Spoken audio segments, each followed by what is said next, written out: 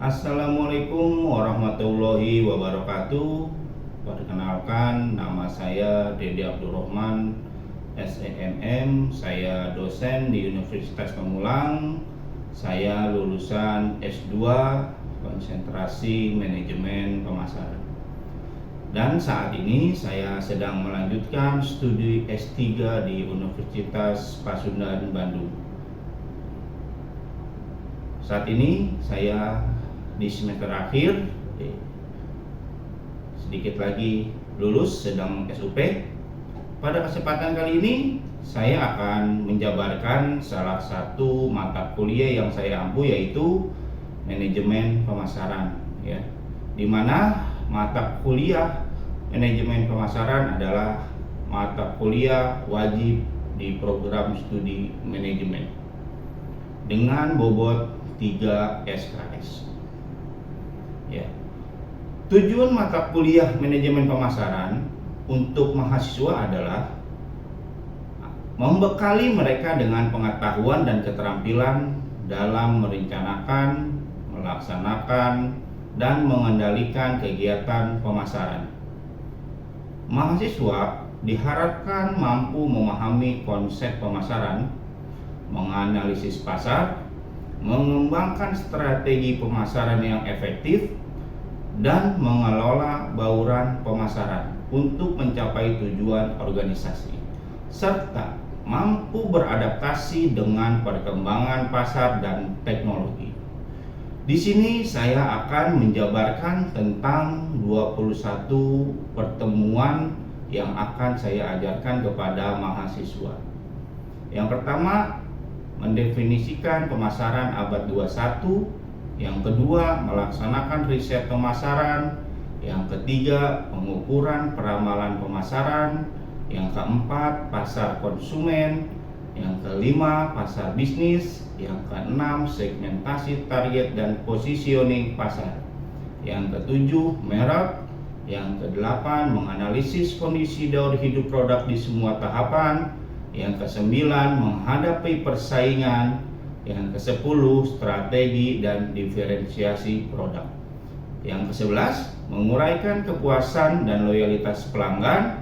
Yang ke-12, menganalisis saluran pemasaran. Yang ke-13, menetapkan strategi produk. Yang ke-14, menganalisis strategi harga. Yang ke-15, menganalisis strategi produk. Yang ke-16, integrated marketing communication.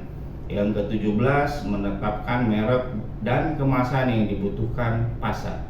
Yang ke-18, menghadapi persaingan. Yang ke-19, product life cycle. Yang ke-20, merancang bagian-bagian riset pemasaran. Yang terakhir, pertemuan 21, yaitu mengembangkan strategi dan program pemasaran. Mata kuliah ini diajarkan dengan dua metode, yaitu metode luring, yaitu tatap muka langsung, dan metode yang kedua adalah metode daring, yaitu dengan pembelajaran e-learning. Ya.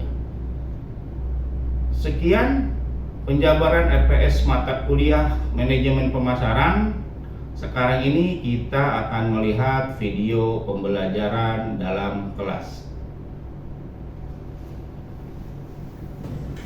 Oke, teman-teman, kita mulai perkuliahan kita hari ini. Bagaimana kabarnya, sehat? Masih semangat? Masih. Nah, ini adalah pertemuan kita terakhir, ya? Terakhir. 21 karena ini 3 SKS, ya. Sebelum kita mulai mata kuliah kita hari ini, saya ada sedikit pantun untuk teman-teman. Ya, berlayar bersama Ayu Fikri. Berlayarnya ke Balikpapan. Belajar itu sangat penting karena untuk masa depan. Teman-teman, jangan berhenti untuk belajar, jangan bosan-bosan untuk belajar, karena kalian, sehingga kemampuan kalian bisa kalian maksimalkan dan bisa menjadikan sesuatu yang mungkin suatu saat itu berharga untuk kalian. Baik, kita langsung ke materi. Kita bisa lihat di sini. Oke. Ini judulnya mengembangkan strategis dan program pemasaran. Pertemuan yang terakhir. Itu nama saya ya. Oke. Kita pertemuan tanggal 25 Juni hari ini 2025. Di sini ada pendahuluan, ya. Pendahuluan ini berbicara mengenai pemasaran bukan hanya soal promosi, tapi mencakup strategi jangka panjang. Jadi kita tidak berpikiran bahwasanya pemasaran itu mengenai jangka pendek, tapi jangka panjang, sehingga perusahaan akan terus bertumbuh dan bertumbuh. Lalu penting bagi perusahaan untuk memahami pasar dan merancang strategi pemasaran yang tepat. Kalau posisinya strategi pemasarannya kurang tepat, berarti pemasarannya akan mengalami kendala. Oke, kita masuk ke selanjutnya. Di sini ada pengertian strategi pemasaran. Ya, di pengertian strategi pemasaran, di sini adalah strategi pemasaran adalah rencana ya menyeluruh untuk menjangkau konsumen dan mencapai keunggulan dalam bersaing. Nah, di dalam strategi pemasaran ini ada beberapa hal yang harus minimal kalian ketahui. Dan di sini ada fokusnya pada segmen pasar. Ya, kita dalam pasar ini kita harus mengetahui strategi-strategi apa yang harus kita lakukan. Fokus positioning, ya, positioning dari usaha kita sendiri dan mengenai bauran pemasaran. Ya. Oke, bauran pemasaran ini posisinya ada yang 4P, ada yang 5P, dan ada yang 7P. Nah, di sini kita sudah mengetahui bahwasanya untuk yang 4P ini di sini ada produk, price, place, and promotion. Nah, lalu yang 5P satunya lagi apa? Ayo. No. Apa yang namanya? Satunya lagi. Ini adalah people. Nah, oke. Yang 7P. Silakan, kalian kan posisinya punya HP kan, bisa searching. Jadi 5P apa? 7P apa? Jadi biar bagaimanapun sekarang kalian sudah diberikan kemudahan. Apabila dosen menerangkan, kalian harus segera mencari tahu apa yang harus kalian ketahui. Tidak berdiam diri, kan seperti itu. Dan saya harapkan juga ada pertanyaan-pertanyaan dari teman-teman kalian kepada saya selaku dosen di sini. Yang pertama apa? Proses. Yang terakhir adalah physical evidence. Nah, itu baru namanya mahasiswa. Jadi mahasiswa itu jangan posisinya selalu harus disuruh oleh dosennya, tetapi mahasiswa itu harus aktif dan lebih aktif sehingga kemampuan kalian bisa terus tergali. Makanya saya bilang belajar dan belajar. Oke. Sampai sini ada yang ingin bertanyakan mengenai bauran pemasaran? Ayo. Apa? Silakan aja bertanya ke saya. Biar kita sama-sama belajar apa yang ingin Anda ketahui dan apa yang bisa saya berikan kepada teman-teman sekalian. Oke, ada yang ingin tanyakan? Ya, silakan. Siapa namanya? Nama saya Nurabis Maudis. Oh, ya. Bagus Nurabis, apa yang ditanyakan? Saya ingin tahu lebih jelasnya lagi apa sih itu positioning? Positioning itu adalah penempatan usaha kita, ya kan? Memposisikan di pasaran, di mana kita ingin memposisikan usaha kita itu di tempat yang mungkin kita tuju. Contoh, ya kan? Target-target kita apa? Contohnya menengah ke bawah, ya kan? Menengah ke atas, ya. Itu kita harus bisa menentukan posisinya. Karena target market kita itu sebenarnya masing-masing. Gitu. Contoh, tidak mungkin brand-brand mewah kalian tawarkan kepada orang-orang yang kemampuan finansialnya menengah ke bawah. Begitu juga dengan brand-brand yang posisi harganya murah, kalian pasarkan ya di tempat-tempat orang yang berpenghasilan besar, kemungkinan responnya akan negatif.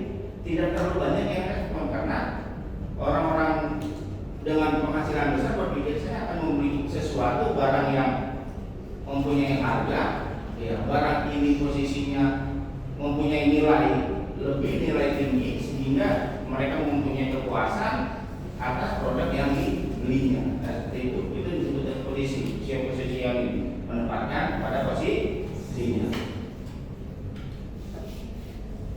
Kita lanjut. Di sini ada tujuan strategi pemasaran. Oke. Di dalam tujuan strategi pemasaran ini ada 4 poin, ya, ada 4 poin yang harus kalian ketahui. Yang pertama, ya, tujuan strategi pemasaran ini yang pertama adalah untuk meningkatkan pangsa pasar, di mana posisinya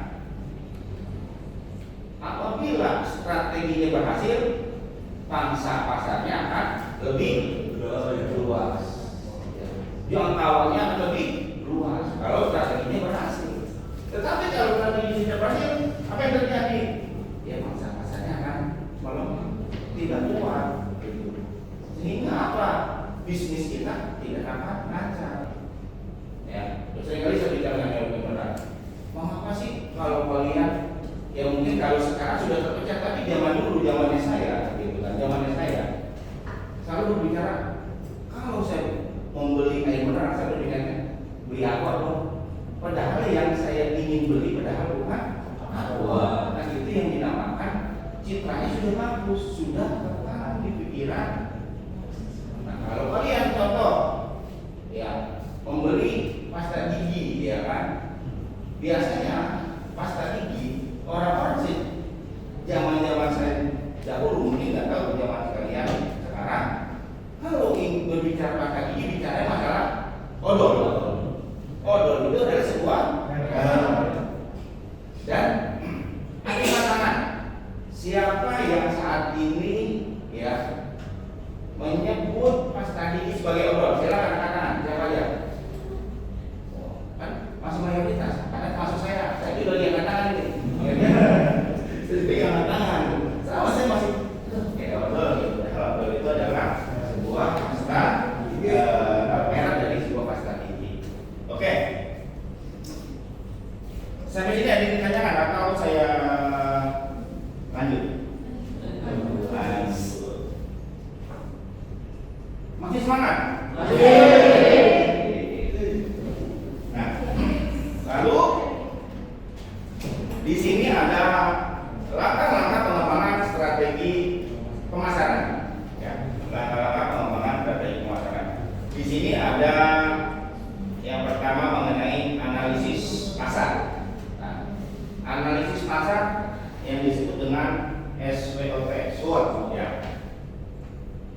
Siapa yang bisa menyebutkan singkatan dari SWOT? Angkat tangan. Ayo. Siapa yang bisa menyebutkan singkatan dari SWOT? SWOT. SWOT. Ya, angkat tangan. Ya, silakan, siapa namanya? Juliananda. Oke, silakan Juliananda. SWOT itu artinya S strength, W itu weakness, O itu opportunities, dan T itu threat. Nah, bahasa Indonesianya. Bahasa Indonesianya itu kekuatan, kelemahan, peluang, dan ancaman. Oke, terima kasih. Kasih tepuk tangan. Sekarang kalau kita bicara SWOT, ya, strength and weakness itu adalah ancamannya dari dalam apa dari luar? Internal atau eksternal? Pintar. Kalau opportunity and threat, posisinya ancamannya dari dalam apa dari luar? Betul? Nah, kalian pernah dengar kata pesel? Pesel ini jangan diajarkan. Nah, tapi pesel ini adalah faktor dari eksternal. Ya, yang posisinya kita harus analisis sehingga usaha, ya kan, ataupun bisnis kita tidak mengalami kendala. Pesel ini adalah sebuah singkatan, tapi ini juga sama bahasa Inggris, bukan bahasa Indonesia.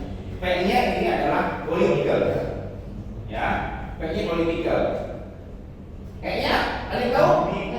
Ekonomi. Lalu S-nya sosial. T-nya teknologikal. E-nya lalu M-nya legal. Angkat tangan siapa yang bisa mengerti dalam bahasa Indonesia-nya? Ayo. Gampang lah, itu kan sebenarnya bahasa Indonesia-nya tuh, ini bahasa Inggris yang sebenarnya diartikan dalam bahasa Indonesia-nya hampir sama. Ya, silakan, siapa namanya? Muhammad Sugiardan. Oke, silakan Muhammad. Politika, politik. Ekonomi. Ya. Sosial. Ya. Teknologika, teknologi. Ya. Environmental, lingkungan. Oke. Legal, hukum. Oke, berarti kalau kita bicara masalah pesel berarti berbicara mengenai eksternal.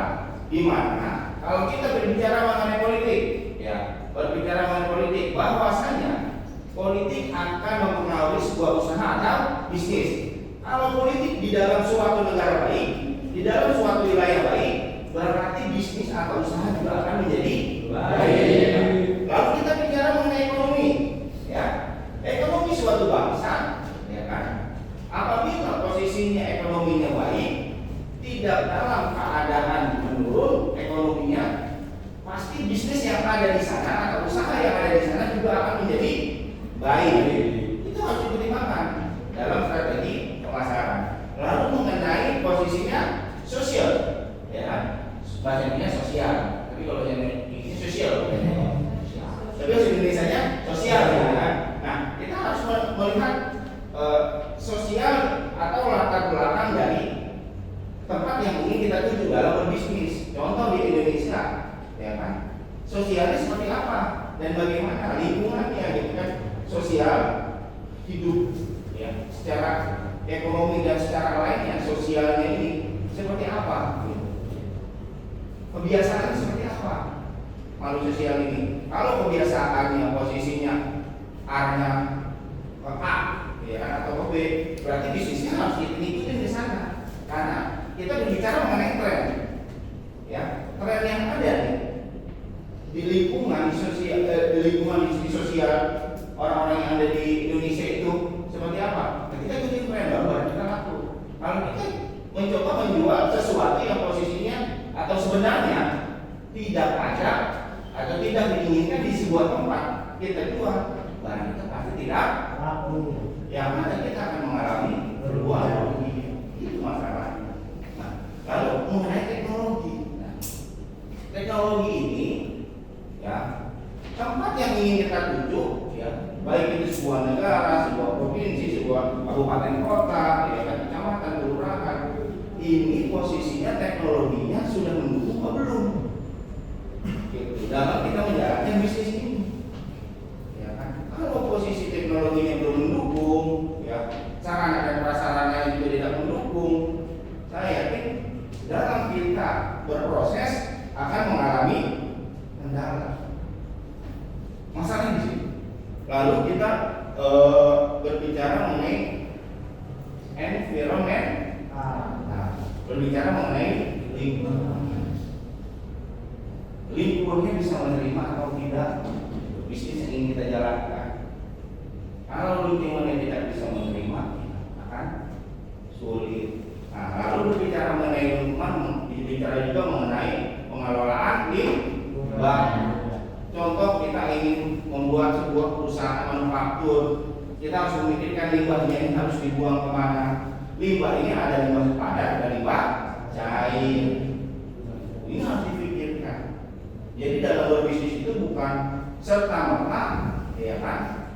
Kita membuka usaha tanpa memikirkan dampak.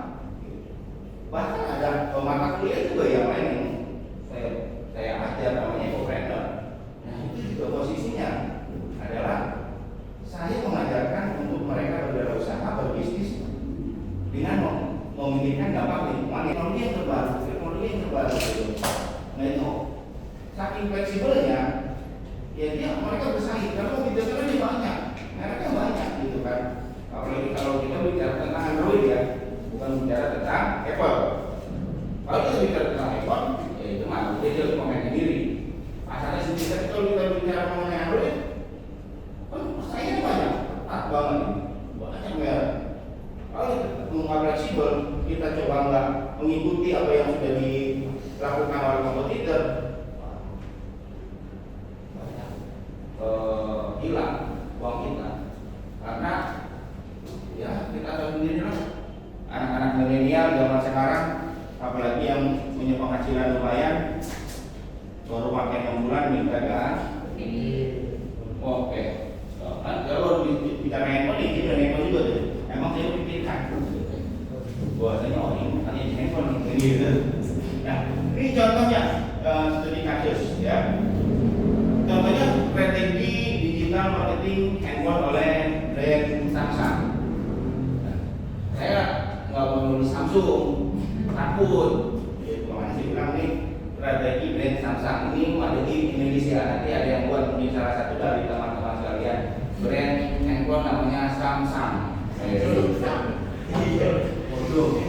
Di dunia ini apa yang nggak mungkin? Semuanya mungkin. Saya pernah dapat ide dari Pak dosen untuk membuat brand Samsung. Wah, bener nih. Iya. Bisa jadi brand kalian ini karena mirip-mirip dengan Samsung itu mudah untuk dihafal. Gitu. Wah, teknologinya lebih bagus dari Samsung. Ya udah jadi Samsung aja lah kan gitu. Harga lebih murah karena produk Indonesia, produk anak dalam negeri. Nah, targetnya milenial, ya kalian semua ya sama. Kita berbicara mengenai handphone, kalau orang tua yang penting posisi punya handphone gitu kan. Kalau bisa handphonenya nggak usah ada WA, yang penting bisa dihubungi gitu. Karena juga karena mereka paling bisanya cuma kalau sekarang ya WhatsApp, pertama menerima telepon. Kalau orang yang tuanya udah di atas umur 60 tahun, kalau di bawah 60 tahun masih genit, masih suka cecetan. Iya, tapi kalau udah 70 tahun tuh kayaknya gitu kayaknya udah nggak bisa. Tapi kalian ini target empuk dunia pemasaran digital pasti milenial. Lalu medianya apa gitu untuk posisinya melakukan atau strateginya gitu. Karena kalian oleh teknologi strateginya bisa melalui Instagram, TikTok, ya kan, apalagi Facebook, YouTube, ya kan, Twitter, apalagi platform jual beli seperti Shopee, Lazada, dan lain sebagainya. Ya, pasti salah satu dari kalian ada yang membuka salah satu platform gitu. Target yang sangat mudah. Kalian baru buka sesuatu yang kalian lihat atau iklan muncul, baru buka lagi iklan muncul, gitu. Mau di skip, kadang-kadang posisinya susah di skipnya, gitu. Tahu-tahu di skip satu yang lain muncul kita, ya itu terus. Jadi media elektronik yang posisinya mudah sekarang untuk memasarkan sebuah produk, apalagi terkait dengan yang kalian pakai adalah sebuah handphone. Programnya apa sih?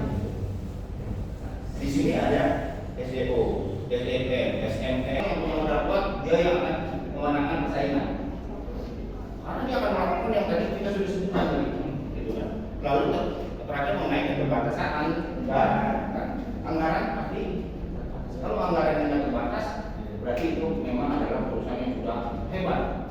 Ya, itu pasti akan mudah untuk promosi. Lalu solusinya adalah inovasi konten, pemanfaatan data, kolaborasi dengan influencer dan lain. Oke. Di sini sudah selesai. Ya. Penutupnya, saya ingin kamu bacakan penutup ini. Silakan berdiri. Iya dong. Berkaitan dengan ini ada bilang. Strategi dan program pemasaran yang tepat membantu perusahaan tumbuh secara berkelanjutan. Perlu sinergi antara analisis, perencanaan, dan eksekusi. Pemasaran bukan hanya menjual produk, tapi menciptakan nilai bagi pelanggan. Oke, terima kasih. Beri tepuk tangan.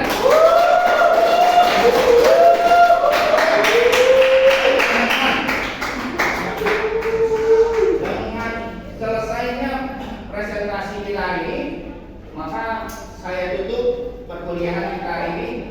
Saya harapkan kedepannya kalian akan menjadi orang-orang yang lebih hebat, lebih baik, dan bisa menjadi orang yang sukses. Saya tutup perkuliahan kita ini. Wassalamualaikum warahmatullahi wabarakatuh.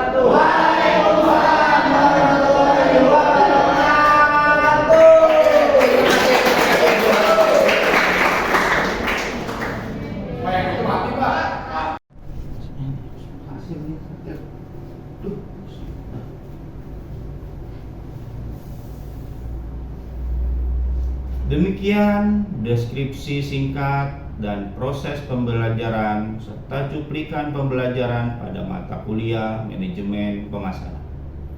Semoga dapat memberikan ilustrasi mengenai kinerja pembelajaran yang saya lakukan, khususnya di mata kuliah manajemen pemasaran. Saya mengucapkan terima kasih kepada seluruh tim penilai dan tim panitia sertifikasi dosen.